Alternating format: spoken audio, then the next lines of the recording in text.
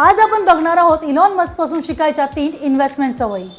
Elon Musk करोडपती नाही, तो तर ट्रिलियन डॉलर विजनरी आहे, पण त्याच्या यशामागे काही सवयी आहेत ज्या आपणही वापरू शकतो। पहिली सवय, invest in what you understand. Elon मस्कने नेहमी त्याच गोष्टींमध्ये गुंतवणूक केली ज्या त्याला कळतात। टेस्ला, स्पेसएक्स, न्यूरालिंक, सगळं टेक आणि इनोव्हेशन।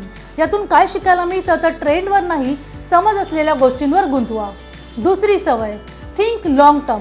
इलॉनने कधी झटपट नफा बघून काम केलं नाही, त्याचं लक्ष 10 ते 20 वर्ष पुढचं असतं।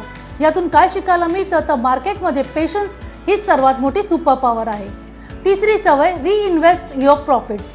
तो जेव्हा काही कमवतो ते पुन्हा नव्या आयडियामध्ये गुंतवतो। पेपालमधून मिळालेला पैसा त्यांनी स्पेसएक्स आणि टेस्लामध्ये गुंतवला। यातून काय शिकायला मिळतं तर प्रॉफिट खर्च करू नका, ते वाढवायला वापरा।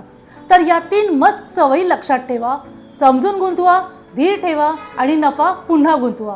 हा व्हिडिओ तुम्हाला कसा वाटला खाली कमेंट करा आणि आणखीन माहिती हवी असेल तर स्टॉक सखी या आपल्या YouTube चॅनलला नक्की सबस्क्राइब करा।